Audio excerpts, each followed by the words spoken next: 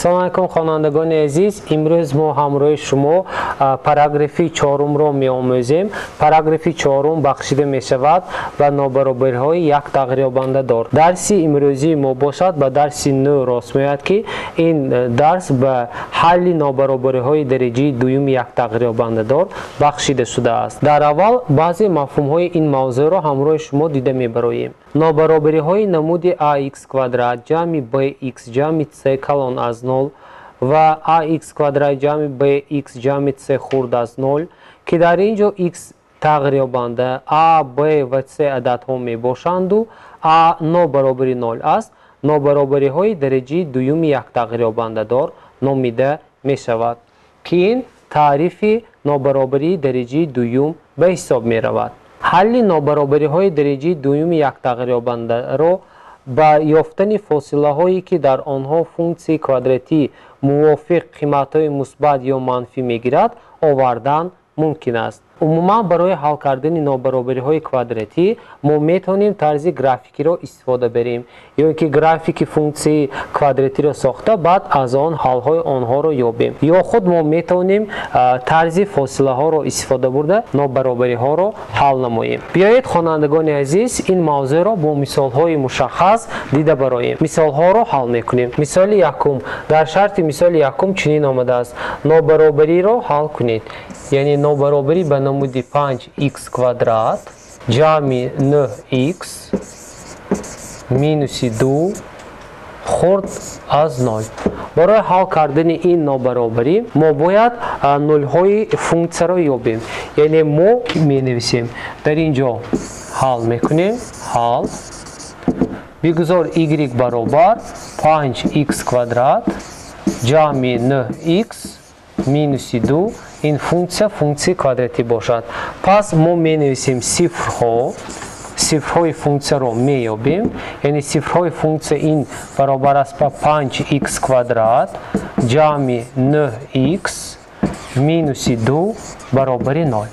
чӣ хеле ки аз ин ифода аллакай пай бурдед, ин модулаи квадратӣ ба ҳисоб меравад ки решаҳои онро мувофиқан бо воситаи дискриминант меёбем. дискриминанти модула мувофиқан баробар аст ба 9 квадрат минуси 4 зарби 5 зарби минуси 2, ё ин ки ин баробар аст ба 9ро ба дараҷаи 2 бардорем, адади 81 ҳосил мешавад. минусро ба минус зарб занем, адади ҷамъ ҳосил мешавад. 20ро ба 2 зарб занем, адади 40 ҳосил мешавад. 81ро ба 40 ҷамъ намоем, 121 ҳосил мешавад ки ин адад мусбат аст, ду решаҳои гуногун дорад. решаҳои онро мувофиқан чунин меёбем: x1 ва 2 баробар аст ба минуси 9 плюс минус аз решаи квадратии 121 ба мо адади 11 ҳосил мешавад, тақсими 2 зарби 5. дар натиҷа x якум баробар аст ба минуси 9 минуси 11 ба минуси 20 баробар аст. минуси 20 тақсими 10 ин баробар аст ба минуси 2. x дуюм бошад, ин баробар аст ба минуси 9 ҷамъи 11 ин ба 2 баробар аст. 2 тақсими 10 ин баробар аст ба 0 аз 10 2. пас мо ёфтем нулҳои функсия, сифрҳои функсия, онҳоро дар тири координатӣ тасвир мекунем ва ҳалли нобаробариро меёбем. дар ин ҷо нулҳои функсия мувофиқан ба адади минуси 2 баробар аст, қайд мекунем. дигаре бошад ба 0 аз 10 баробар аст.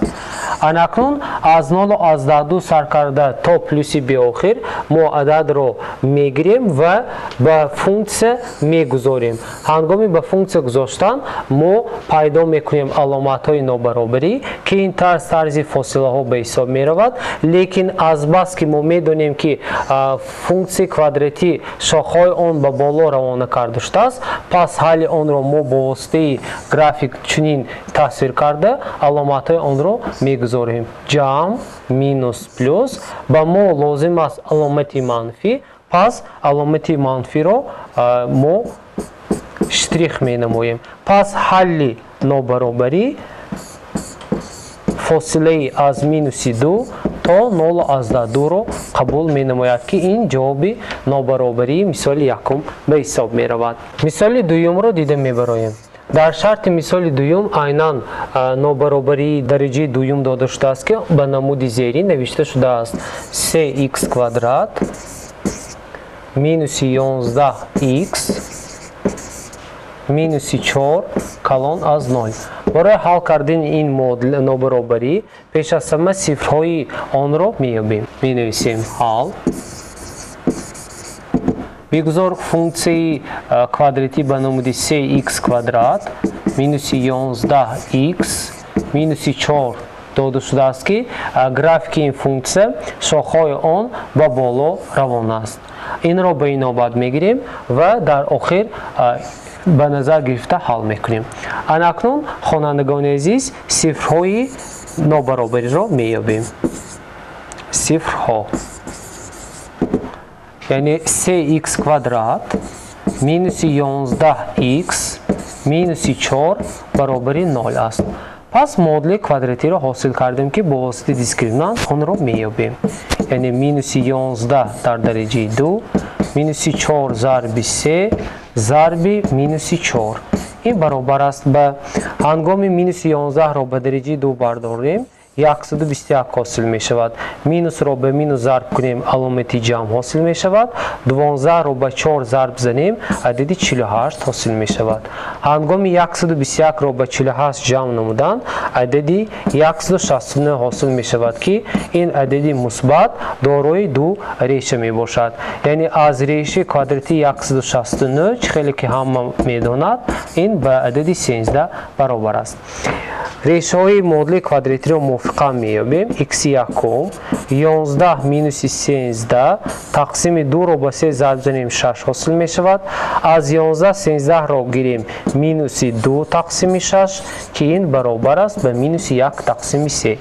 موافقاً ریشه دوم آن باشد x دوم برابر است 11 را به 13 جمع نماییم 24 24 را به عدد 6 تقسیم کنیم و ما عدد 4 حاصل می شود. خیلی که علاقه ریشه های مدل کвадراتی را معلوم ساختیم اکنون تیر عددی را تصویر کرده این ریشه ها را در تیر عددی نشان میدیم. یعنی یکی از ریشه های آن برابر شد به عدد مینوس 1 تقسیم 3 ریشه دیگری آن برابر شد به عدد 4. خیلی که معلوم گردید عدد 4 را نیز در تیر کوردیناتی تصویر میکنیم. پس از بس که فункція کвадراتی شاخه آن به بالا روان است پس ما گرافیک فункція را سخماتیکی تصویر میکنیم که آن تقریبا این نمود را دارد. پس آن علامت ها را نیز در اینجا قید میکنیم. علامت آن جمع ترک و جمع می باشد. از بس که به ما علامتی کلان از 0 لازم است پس ما فاصله از مینوس به آخر تا مینوس 1 تقسیم 3 و فاصله از 4 تا پلوس به آخر را انتخاب میکنیم و در جواب چنین قید میکنیم x تعلق دارد از مینوس به آخر تا مینوس 1 تقسیم 3 و هم از عدد 4 تا عدد پلوس به آخر که این جواب نابرابری به حساب می رود. مثال سوم را همراه شما دیده می برایم. در شرط مثال سوم عیناً همین مثال آمده است که طلب کرده می شود نابرابری درجه دوم حل کرده شود که آن به مینوس 1 تقسیم 3 x کوادرات جمع 2x مینوس 4 خورد از 0 داده شده است. برای حل این گونه نابرابری عیناً چطوری که ما در مثال اول دیده برآمدیم عیناً همین طور حل میکنیم. پیش از حل کردن این نابرابری خیلی که از این نابرابری شما علاقه پای بردید کوفیسیانت یکم این فункція یعنی که نابرابری درجه دوم علامت منفی است. ما آن را میتوانیم به علامت مثبت و به قیمت بوتون آن عوض کنیم. برای این مینوس 1 تقسیم 3 x کوادرات جمع 2x مینوس 4 خورد از 0 را می نویسیم و هر یک اعضای نابرابری را به عدد مینوس 3 ضرب میزنیم. برای چی؟ برای اینکه هنگام به عدد مینوس 3 ضرب کردن ما از علامت منفی خلاص میشویم و از قسم کسری کوفیسیانت خلاص میشویم. این رو به نظر گرفته چنین نابرابری رو حاصل میکنیم. x کвадрат مینوس 6x جمع 12 و علامت آن نیز عوض کرده می شود، کلون از 0 حاصل می شود. اکنون خیلی که از اینجا معلوم شد y برابر x کвадрат مینوس 6x جمع 12 فونکسی کوادراتی حاصل شد که گرافیک این فونکسی یعنی که شاخه‌های پارابولا با بالا روان است. صفرهای این فونکسی رو می‌یابیم. یعنی x کвадрат مینوس 6x جمع 12 برابر 0 می شود.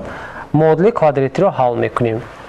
هنگام مدل کوادراتی رو حل کردن دیسکریمینانت آن د یکی آن برابر می شود به عددی مینوس 6 را به 2 تقسیم کنیم مینوس 3 مینوس 3 را به درجه 2 برداریم 9 حاصل می شود مینوس 12 مینوس 12 در اینجا عددی منفی حاصل شد این برابر است به مینوس 3 خورد از 0 لیکن ما به نظر می گیریم که دلخواه عددی که ما به جای x هنگامی گذاشتن نابرابری یعنی که طرف چپ نابرابری هم وقت از عددی 0 کلان می شود.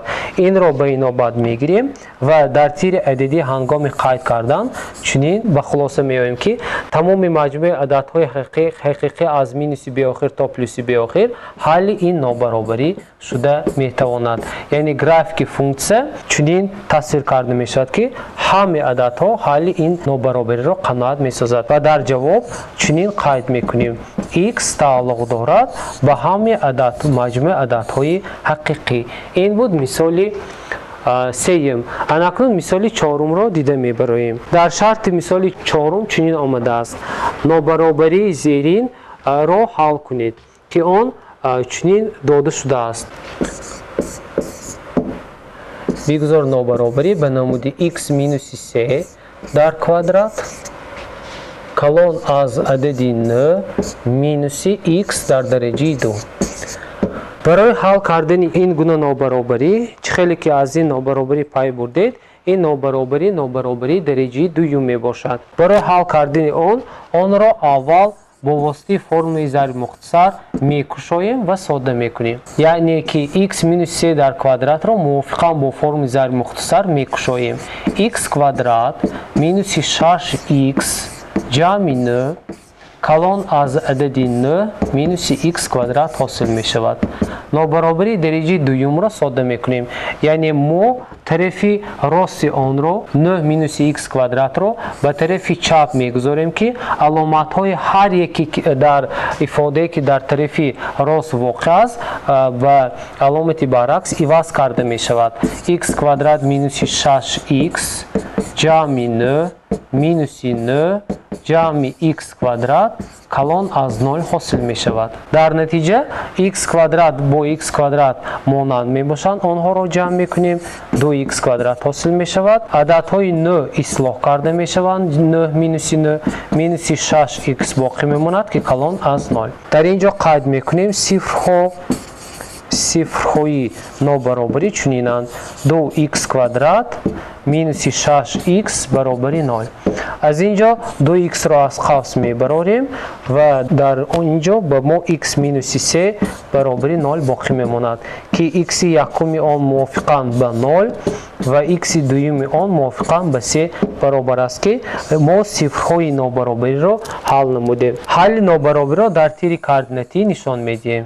x یکی از حل‌های نابرابری صفرهای آن موافقاً به عددی 0 و که در اینجا 0 تعلق ندارد و عددی 3 می باشد. از بس که در اینجا ما فونکسی کوادراتی که اعضای سه‌م آن وجود ندارد پیدا کردیم شاخه‌های پارابولا و بالا روان است.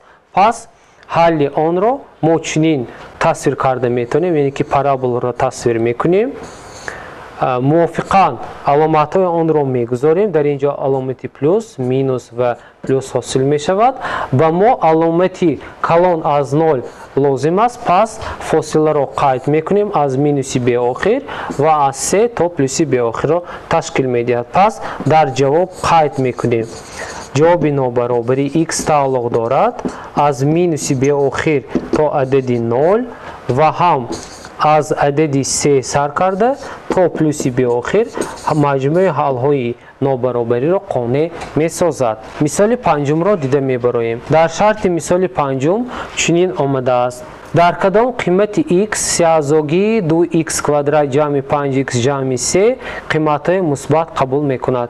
بگذار سه‌ازاگی کвадراتی در نمود زیرین داده شده باشد، یعنی 2x کвадрат جمع 5x جمع 3 داده شده است که طلب کرده می شود که ما باید چنین قیمت x را یابیم که سه‌ازاگی زیرین عددی مثبت را قبول نماید.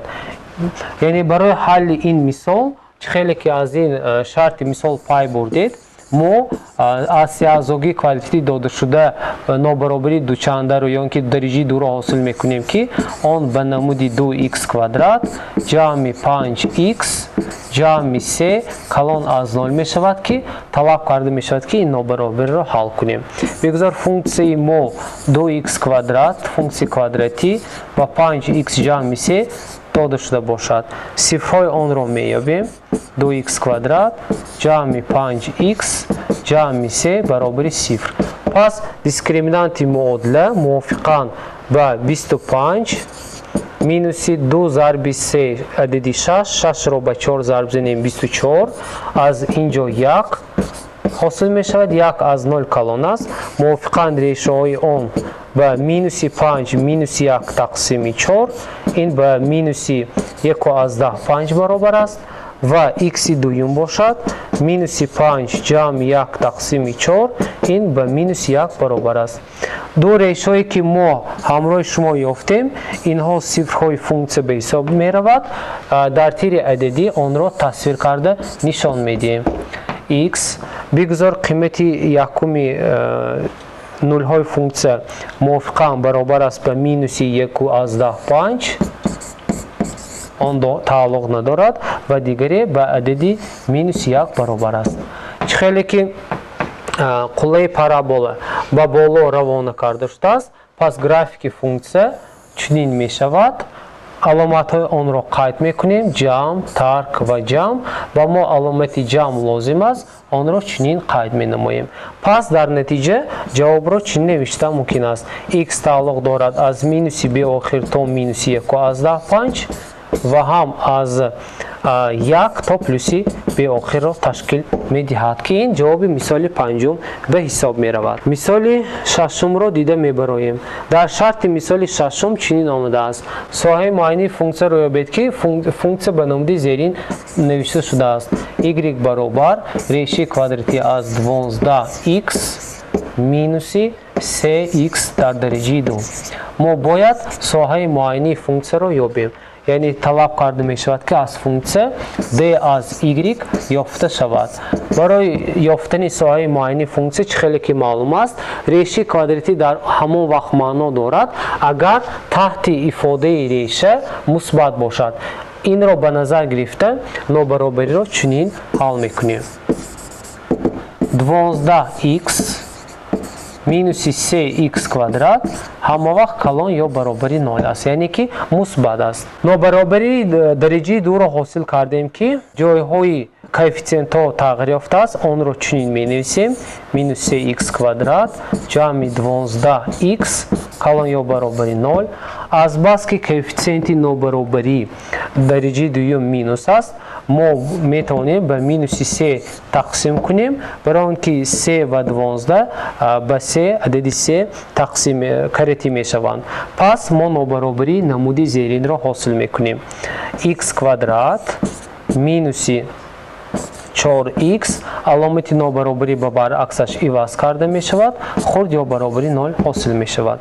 پس y برابر x کвадрат مینوس 4x که در اینجا اعضای سیم به 0 برابر است.